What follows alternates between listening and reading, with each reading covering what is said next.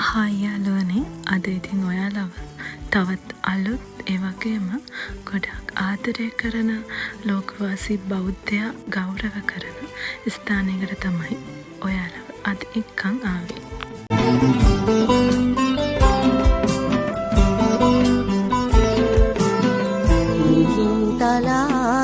මිහින්තලේ හෙවත් මිස්සක පව්ව නමින් හැඳින්වෙන කඳු පර්වතයක් ආශ්‍රිතව පිහිටි අනුබුදු මිහිඳු මහරහතන් වහන්සේ ප්‍රමුඛ මහරහතන් වහන්සේලා සිය ගණනකට සෙවන සැලැස්සූ උන්වහන්සේගේ පාද ස්පර්ශයෙන් පාරිශුද්ධත්වයට පත් වූ පින්බිමක් තමයි මේ මිහින්තලේ පුදබිම කියලා කියන්නේ.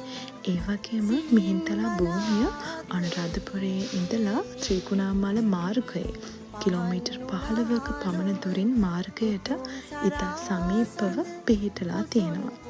මිහිඳු හිමියන් වැඩම කරපු මිහින්තලයට යන සැදැහැවතුන් විසින් නැරඹිය යුතුම එවැගේම ගෞරව කළ යුතු වගේම ආදරය කරන ස්ථානයක් විදිහට අපිට මේ මිහින්තලා පුදබිම හඳුන්වන්න පුළුවන්.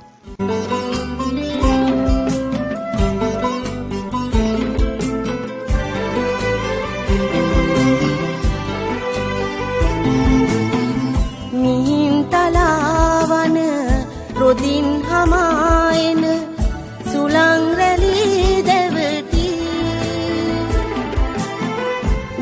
ඉතින් ඔයාලත් මගේ මේ වීඩියෝ බලන්න කැමති නම් මගේ channel එක subscribe කරන්න. ඒ වගේම මේ වගේ පුදබිම් ඔයාලත් බලන්න ගෙහින් තිනවා නම් comment එකක් දාගෙන යන්න. එහෙනම් තවත් අලුත් වීඩියෝ එකකින් ඔයාලව හම්බ වෙන්න එන්න. එතකන් හැමෝම පරිස්සමෙන්. ඔයාලා ඔක්කොටම බුදු සරණයි.